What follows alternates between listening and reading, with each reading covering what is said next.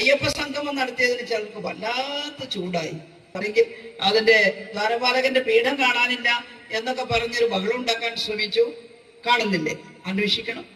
അന്വേഷിച്ചിട്ട് ആരാണെന്ന് കണ്ടുപിടിക്കുക തന്നെ ചെയ്യും. ഈ ഗവൺമെന്റ് വിജിലൻസ് അന്വേഷിക്കുകയാണിത്, കേട്ടോ. അപ്പോ ഇപ്പൊ ലേശയ്യടെന്നായി പറഞ്ഞ ആളുകൾ തന്നെയാണ് ഇതിന്റെ എല്ലാം.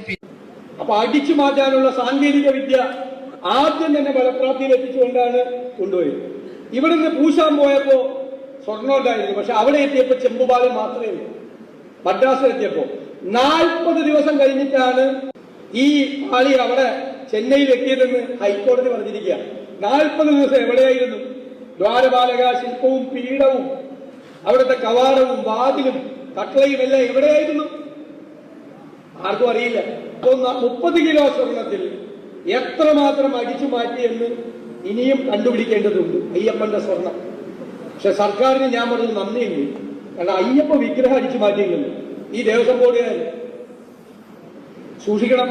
കുറച്ചുകൂടി മാസം ബാക്കിയുണ്ട് അധികാരത്തിൽ. അതിന്റെ ഇടയിൽ അയ്യപ്പ വിഗ്രഹം മോഷ്ടിക്കരുത് എന്നാണ് ഞങ്ങളുടെ വിനയപൂർവമായ അപേക്ഷ.